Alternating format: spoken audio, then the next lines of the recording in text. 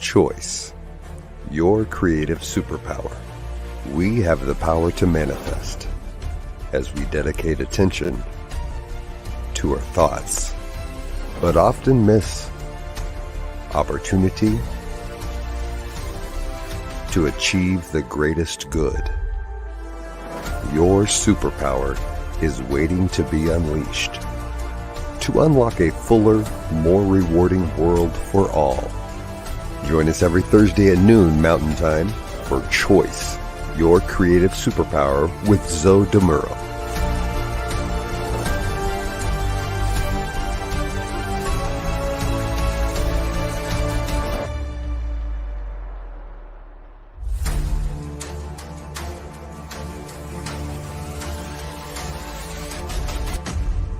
And now, here's Zoe.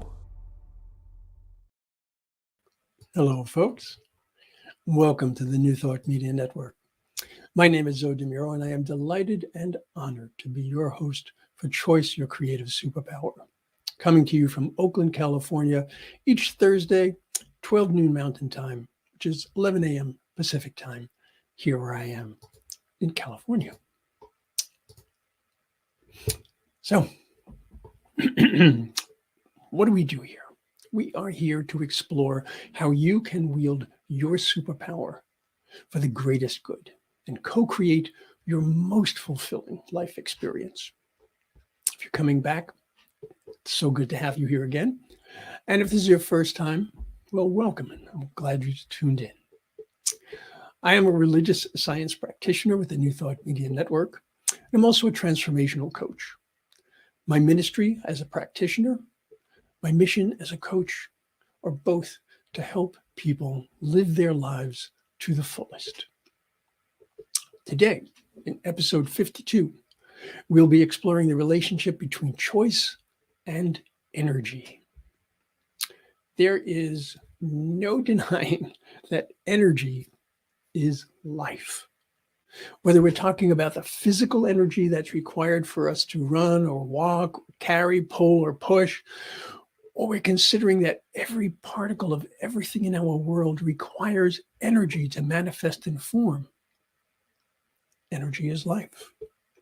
Now, those of you who are far better versed in physics than I am may feel I'm oversimplifying, but just roll with it because we're not going to be looking at this from a physics perspective at all, actually. In fact, we are going to be looking at 4 types of energy, none of which is a physics construct per se. Okay, so let me bring this up. Here we go. So the 4 types of energy that we are going to be talking about are physical, emotional, mental, and spiritual. So physical, does your physical health support what it is that you wish to do, what you need to do? Your emotional energy, are you actually allowing your emotions to provide energy, or are they a drain on your energy? Your mental energy, can you focus on what's important? Can you analyze? Can you understand? And spiritual, are you in alignment with your purpose? So, just some brief ways to consider. Okay, now, I want to start with the physical side, simply because it's the one that most people consider when they say something like, oh man, I'm having a real low energy day, or I just don't have the energy to get out today. For a moment, let's take those on face value. Okay, you'll understand why I'm saying it that way a little bit later. So rather than getting into a huge discussion of how the human body works with energy, which by the way is absolutely fascinating, it's incredible, I want to start with a very simple concept. Let's think of the body as an engine. Okay, an engine needs fuel first and foremost, or it's not going to be doing anything. Now, we can choose to fuel our body in a way that provides the nutrients it needs, if we take into account our need for energy as dictated by the tasks we wish to or need to perform. So if you're going to be running a marathon, you're going to need a very different supply of energy than if you're going to be sitting down for an hour and a half reading a book. Sounds simple enough, right? But now we need to add into the mix a number of other factors. We need to provide those nutrients in a form and at a time in which our body can make the best use of them.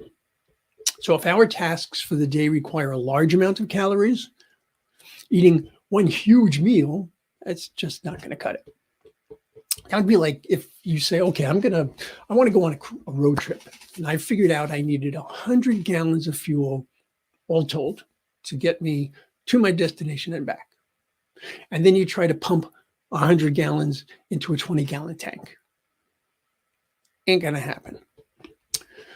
Now, while we can presumably create a reasonable supply of energy by eating well and properly, we still need to ensure that we are maintaining our engine, if you will, so that it is functioning as designed. Now, as you undoubtedly know, the human body is susceptible to many, many different factors which can affect it positively or negatively. Choosing to maintain the best version of a healthy body as possible becomes key to our ability to produce and use energy. Now, I want you to understand that there is no one way that people can look at themselves and say, I'm healthy or I'm unhealthy. There are many different variations. And with that in mind, understand that I have not, nor will I mention weight or size, because they can be irrelevant in and of themselves. Also, I'm not looking at aesthetics. I'm looking at capacity, capability, being able to live the best physical life possible for you. Now, since I did mention aesthetics, let me state here most emphatically that unless there is a medical condition which precludes your eating certain foods or requires that you limit caloric intake, you are unlikely to maintain a weight loss, and you are unlikely to get all the nutrition you need, and you are unlikely to be truly healthy if you are denying yourself the things that you need. A simple rule of thumb is just this. Can I stay on this diet for the rest of my life and enjoy my well-being? I've often said the easiest way to think about dieting is to consider that diet is a noun, not a verb. Diet is how you eat.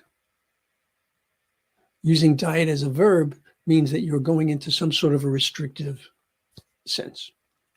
Now, there might be a good reason for you to do that, but it needs to be a good reason.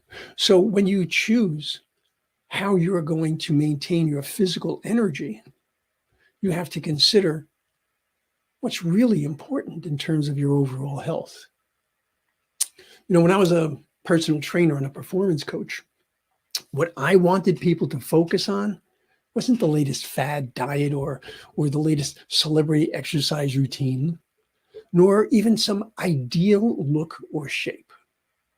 Instead, I asked them what they needed and wanted to be able to do to allow them to live their life most fully.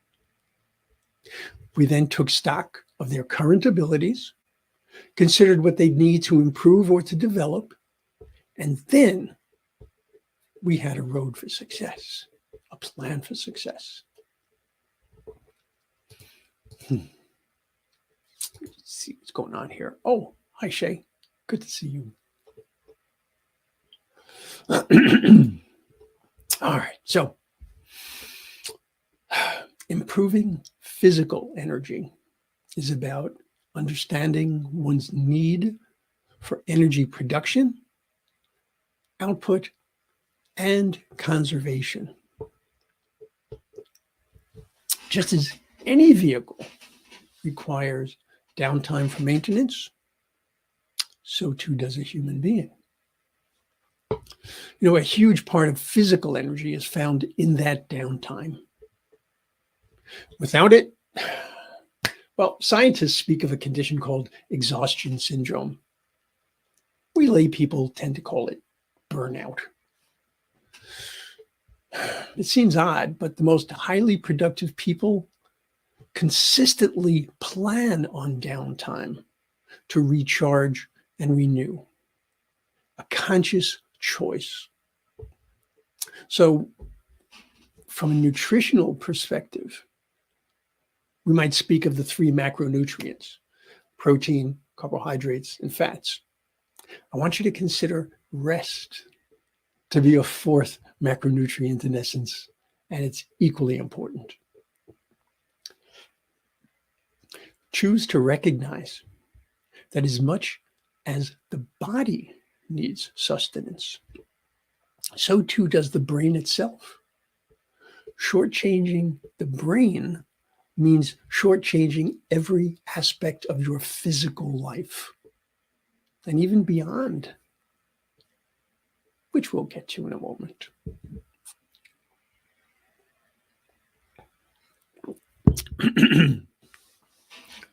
As much as physical energy is, of course, important, I want to move to emotional energy. Now, unfortunately, when we talk about emotional energy, it's not one of those, just grab a dictionary and you've got it. Yeah, because there's many different interpretations of emotional energy. And you might very well have one yourself. There are many, many books about energy, many books about emotional energy.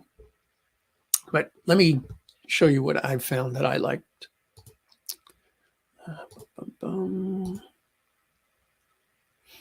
Okay. Now, this isn't the definition. This is a perspective. Emotional energy.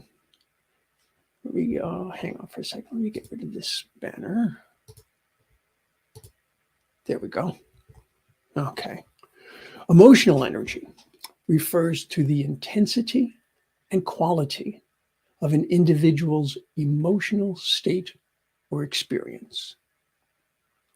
It encompasses the vitality, vigor, and power associated with emotions.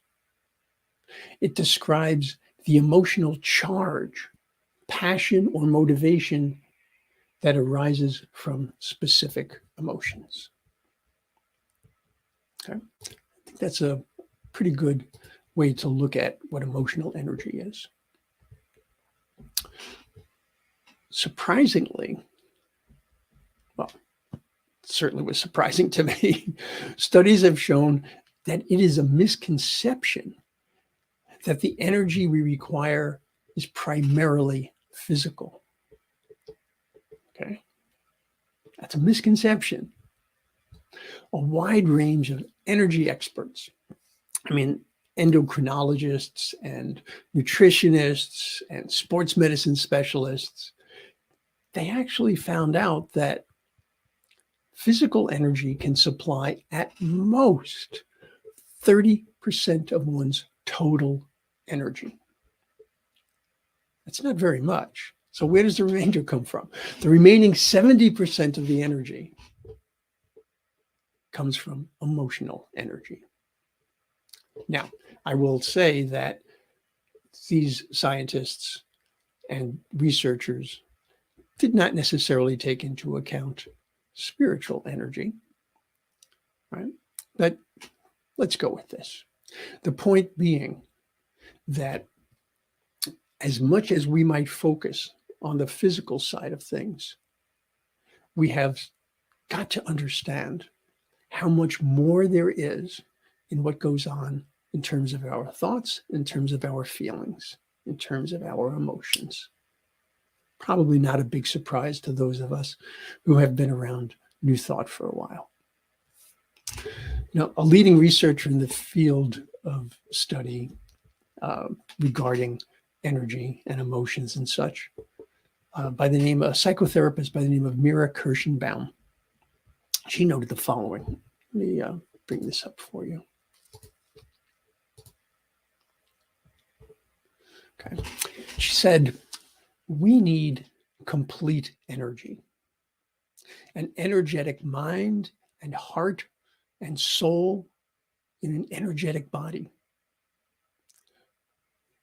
You're not just a body.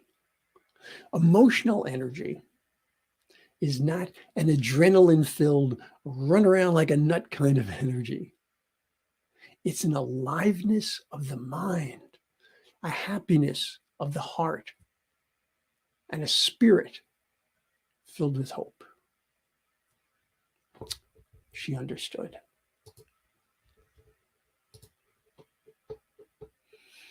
So, what choices can you make to boost your emotional energy, considering how important it is?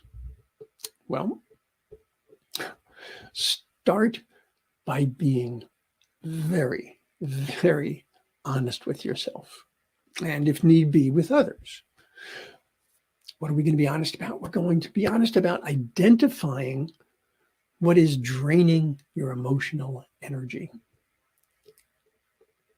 as well as understanding what provides a boost to your emotional energy. So let me bring up this next slide.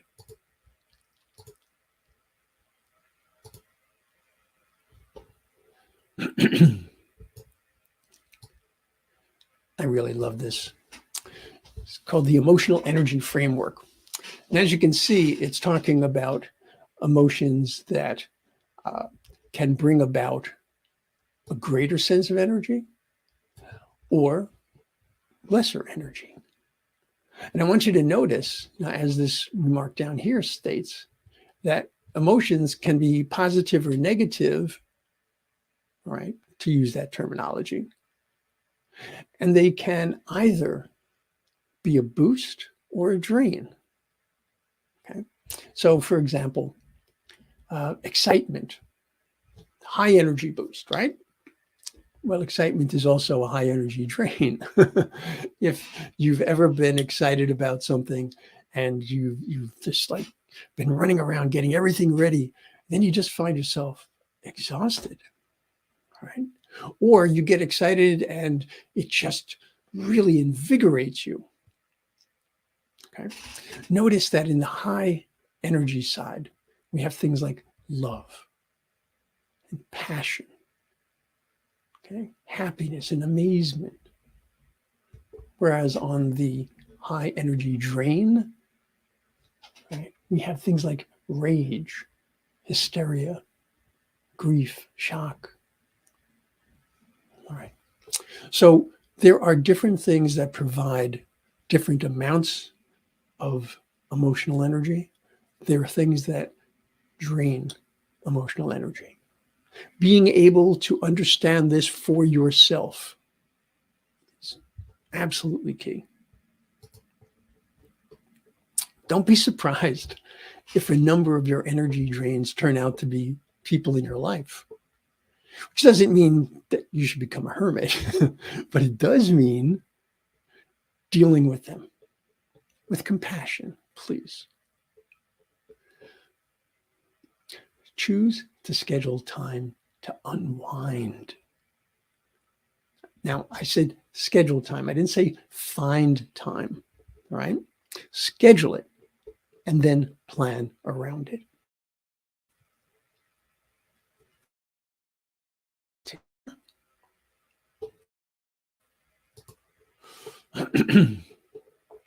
Choose to accept that sometimes you've just got to let go.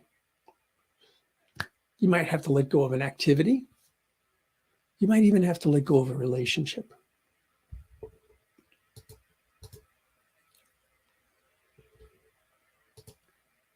Oh, I'm sorry, Shay, I hadn't seen this. Why are some of them starred? Let me go back to this. Okay. The reason that some of them are starred is that they're talking about how emotions can be positive or negative, and they can be either a boost or a drain. So that was true of amazement and excitement. That was, you'll see them in both places. Okay. Reflection can be a low energy boost. It can also be a low energy drain, right? So that's what that's all about. And I would suggest, folks, if you have an opportunity to do so afterwards, that you take a good look at this chart and redraw it for yourself. All right. Consider the things that you find to be high energy or median energy or low energy boosts, and on the opposite side, the drains.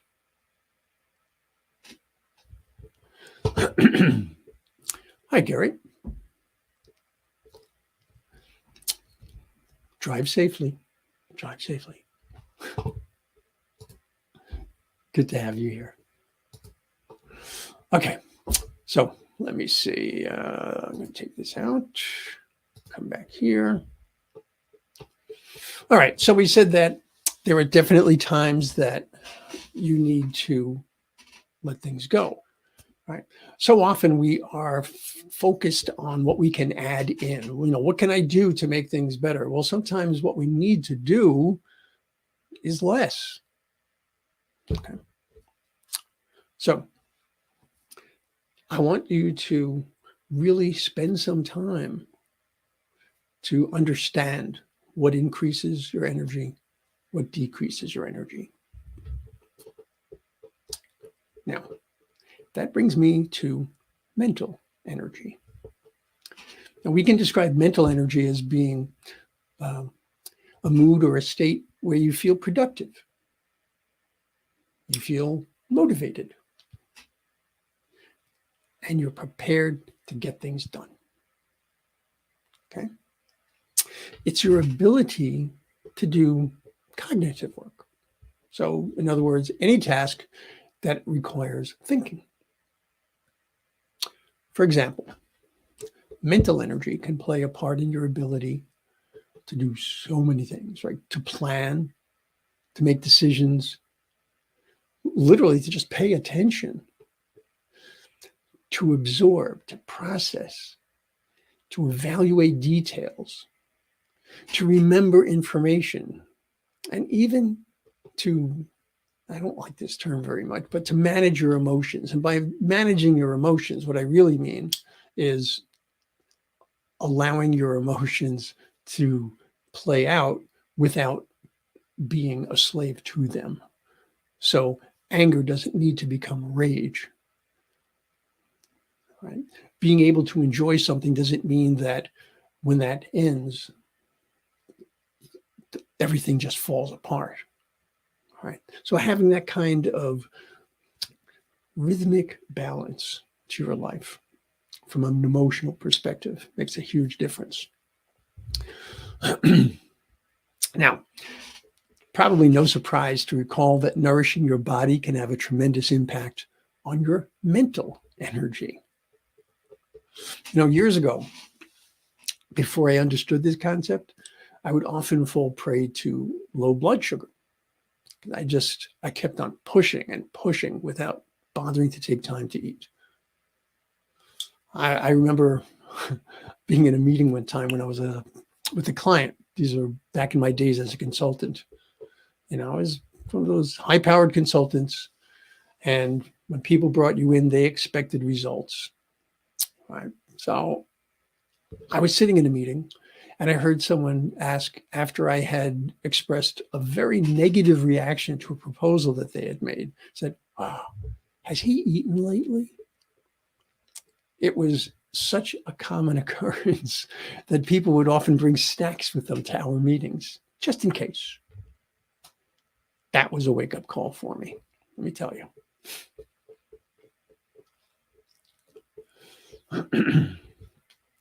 Likewise, choosing to change something about your environment can often break a downward spiral as well. Now, by your environment, I mean, I'm sitting here at a computer right now, all right? Just getting up to stand and stretch and allow your eyes to focus on something off in the distance, or even better, getting outside and letting the sun shine, provide some vitamin D, listening to music, dancing, any of these things can bring an easing, a redirection, a respite.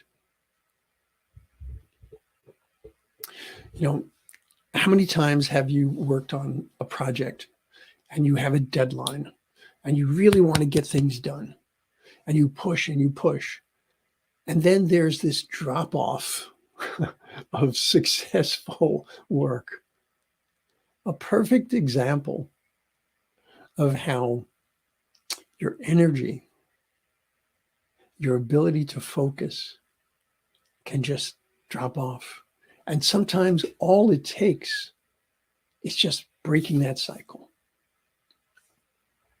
Now, we've explored stress on this show fairly recently, actually, and choosing to identify what your stressors are and understanding how they affect you emotionally can be invaluable. Lastly, I want to suggest that while these techniques are absolutely valuable and effective, there are times when they will not be sufficient to provide the relief that you want. If your emotional energy is drained over and over without resolution, you could head into depression. If you feel that you simply cannot see how to break that cycle, and you can feel that downward spiral, please get support. You're too precious not to. Take advantage of support groups, counseling, practitioners, crisis hotlines, any one of a number of different types of therapies, and there are quite a few that can deal with depression very, very well. If you need help finding help, feel free to email me. I've been more than happy to help you with that. Let me put up my email address while I'm thinking of it. Boom, boom, boom. There we go. zodimuro@gmail.com.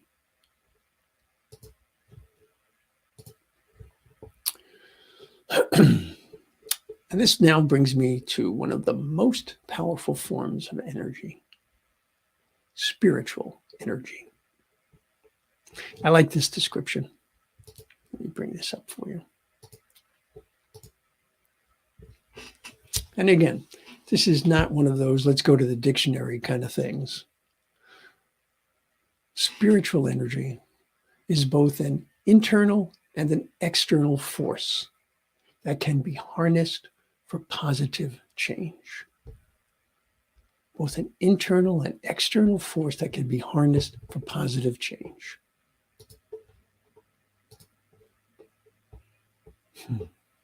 Whether you believe that spiritual energy is associated with the deity, which I personally do, or that it's a natural phenomenon of the universe, however it is that you view it, spiritual energy is powerful. Unlike other forms of energy, it isn't transitory, but it can be blocked. The choices we make around spiritual energy are less about bringing it about and more about being open to it, being accepting of it, recognizing that we, each of us, are part of it. So choosing to accept and explore one's spiritual nature is clearly a priority. Some people find that meditation or contemplation can bring them to a state of mind in which that flow of energy can be most readily accessed. choosing to be in the moment, choosing to be mindful, choosing to be aware, can allow that energy to flow freely in and through and as us. Sounds like a prayer, doesn't it? Because it is. We often refer to a spiritual practice, and believe me, it is indeed a practice. It's one that can provide immediate benefits, and it's one that can take an entire lifetime to explore. It's a practice we'll never actually perfect because we'll always continue to grow. There's no limit, no bounds to spiritual energy, only to our awareness, our acceptance, our ability to surrender to its grace and harmony. When we are in alignment with our purpose, our spiritual energy flows most freely. Not because it was held from us, not because we are meant to follow some divinely appointed plan that we have to guess at. And if we do it wrong, we're punished. And if we do it right, we're rewarded. No, that's not the way it is. It's not about destiny. All right. But it's our truth. Our truth. So I want to end today with this quote.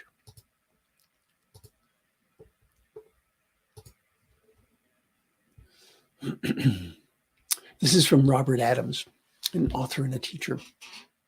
It says, our universe is a sea of energy, free, clean energy. It's all out there waiting for us to set sail upon it. Well, folks, that's going to do it for today. I would love to hear what you think about choice and energy, or if you have any questions, because this is such a big topic. Please, as I said, feel free to email me at zodemuro@gmail.com. If there's something that you want to share with me in confidence, absolutely. I'll be more than happy to hold that. And if there are topics that you would like to see me explore in a future episode, I'd love to hear that. There are so many different things that affect how we make our choices and so many different ways that our choices affect our life. So if there's anything that you would like me to explore, by all means, let me know. As much as I love having you here with me on these Thursday mornings, or whenever and wherever it is for you, I want you to take a look at what else is going on. So I'll just mention a few things here. Today at 1 p.m. Mountain Time, Finding the Joy in the Journey with the wonderfully joyful Reverend Gina Calvario-Krupka. 2 p.m. Mountain Time, there's the Vibrant Living Hour with the ever-engaging practitioner, Ken Ludwig. 4 p.m. Mountain Time, fairly new show. This is Rev Brock Ford's Spiritual Toolkit. And of course, at 8:15 p.m. Mountain Time, we have evening prayer. So whatever it is that you're looking for, whether it's prayer, meditation, information, discussion, good news. We've got it, and we have so much more. We provide time and talent to make this happen, but it takes treasure as well. So if you can go to ntmedia.org/donate, help us make this a world that works for everyone. I look forward to seeing you next week. I look forward to seeing you at prayer time. Until we meet again, I invite you to choose wisely. Choose well. Much love. Many, many blessings. Namaste.